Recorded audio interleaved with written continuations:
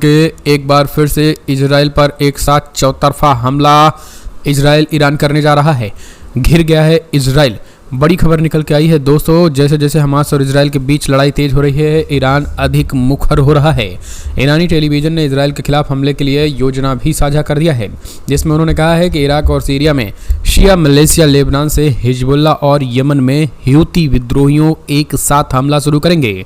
TV पर बताया गया है कि इस हमले में इजराइल पर घेराबंदी करने के लिए मिसाइल फायर और हमले वाले ड्रोन शामिल हैं।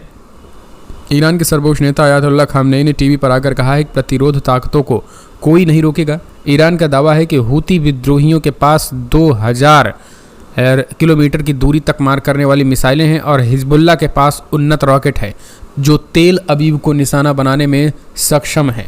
तो सीधे तौर पर उन्होंने ये चीज़ें कहा है। रिपोर्ट में यह भी कहा गया है कि ईरान समर्थक इराकी मिलिशिया गोलान हाइट के सीरिया हिस्से में जमे हैं और वो वहाँ से इजरायली पर हमला करेंगे। तो 4 मोर्चे समझिए क्या है। पहला हो गया हमास, दूसरा हो गया हिजबुल्लाह, तीसरा हो गया दोस्तों यमन का हूती विद्रोही जो संगठन है, उनके पास 2000 किलोमीटर तक मार करने वाली मिसाइल है, वहां से बैठ करके वो इजराइल पर हमला करेंगे। और चौथा हो गया है ईरान समर्थक इराकी मिलिशिया गोलान हाइट के जो सीरिया हिस्से में जमे हैं। और उन्होंने स्वीकार किया है कि अगर गाजा पर इजरायली हमले को रोकने की सर्वोच्च नेता की मांगों को नज़रअंदाज किया गया तो ऐसा हमला शुरू कर देंगे जिससे इजराइल कभी उबर नहीं पाएगा। ये 4 मोर्चे पर जो है वो लगातार हमले शुरू हो चुके हैं।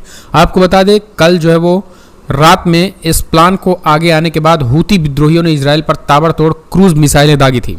इस बीच आपको बता दें लगातार अमेरिका भी, यही कारण है कि अमेरिका भी ये इजराइल को आगाह कर रहा है कि केवल हमास को टारगेट बनाना, ना तो गाजा की जनता, ना तो फिलिस्तीन की जनता को बनाइए और ना ही हिजबुल्लाह को और ना ही यमन के हूती विद्रोहियों को, क्योंकि ये अभी आपको उकसा रहे हैं। अगर इन पर अटैक हुआ तो फिर ये पूरा का पूरा देश जो है इस युद्ध में शामिल हो जाएगा, तो फिर इजराइल को अमेरिका भी नहीं बचा पाएगा। लेकिन ईरान ने जो है वो 4 मोर्चे पर, यानी समझिए बिना ईरानी सेना के एंट्री किए ही 4 मोर्चे पर इजराइल को कैसे घेर दिया है ईरान ने। अगली एक और अपडेट निकल के आई है। इजराइल और लेबनान युद्ध के बीच एक बार फिर से हिजबुल्लाह ने दाग दी एक साथ 12 मिसाइलें। इजराइल के पूरी की पूरे वॉच टावर हुआ तबाह।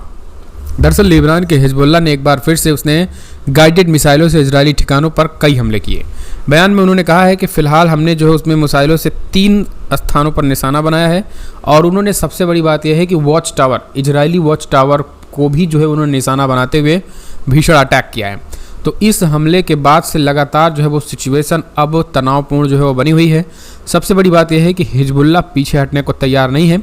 उसने कहा है कि क्योंकि अमेरिका भी अब इजराइल से कह रहा है कि हिजबुल्लाह से ना भिड़े वो, और हिजबुल्लाह जो है वो फ्रंट फुट पर आकर वार कर रहा है। तो ये दोस्तों आपको बता दें चुनौती बढ़ चुकी है। अगली एक और अपडेट निकल के आई है, बिग ब्रेकिंग न्यूज़, जहां आपको बता दें इजराइल और हमास के जंग के बीच इजराइल के बाद अब लेबनान से सटे शहर भी खाली करा रहा है हिजबुल्लाह। जी हाँ, दरअसल इजराइल और हमास के बीच जंग का आज 15वां दिन है। गाजा के बाद अब लेबनान से सटे इजरायली शहर खाली कराए जा रहे हैं। ऐसा इसलिए क्योंकि इजरायली शहर में हिजबुल्लाह के हमले का खतरा है। बॉर्डर पर इजरायली सेना और मिलिशिया ग्रुप हिजबुल्लाह की एक्टिविटी बढ़ी है। तो वहीं अब आपको बता दें लेबनान ने भी कहा है कि आसपास के इलाके को जो है वो खाली करा दिया जाए, क्योंकि इजराइल की मिसाइलें और इजराइल के जो रॉकेट हैं वो आसपास बॉर्डर पर ही जो है निशाना बनाकर दागे जाते हैं। तो आसपास के गाँव को जो है वो दूसरी जगह 1-2 महीने के लिए लोगों को शिफ्ट लेबनान भी करना शुरू हो गया है। तो इन दोनों की एक्टिविटी की एक चीज़ें क्लियर हो रही हैं कि अब जो युद्ध है फिलहाल वो युद्ध रुकने वाला नहीं है। वो युद्ध जो है वो अब लेबनान वर्सेस इजराइल भी होने वाला है। तो ये सिचुएशन काफ़ी जो है वो तनावपूर्ण होती दिखाई दे रही है। तो अब आप फिलहाल इसे कैसे देखते हैं, अपने सुझाव देना ना भूलें। अगली एक और भी खबर निकल के आई है दोस्तों, जहां आखिरकार गाजा में हिंसा में करीब 5 लाख महिलाएं और लड़कियां प्रभावित। संयुक्त राष्ट्र महिला ने दी इस बात की जानकारी। संयुक्त राष्ट्र महिला के अनुमान के अनुसार गाजा में चल रहे संघर्ष में लगभग 4,93,000 महिलाएं और लड़कियां अपने घरों से विस्थापित हो चुकी हैं और इनके अतिरिक्त हिंसा के कारण लगभग 900 महिलाएं विधवा हो गई हैं।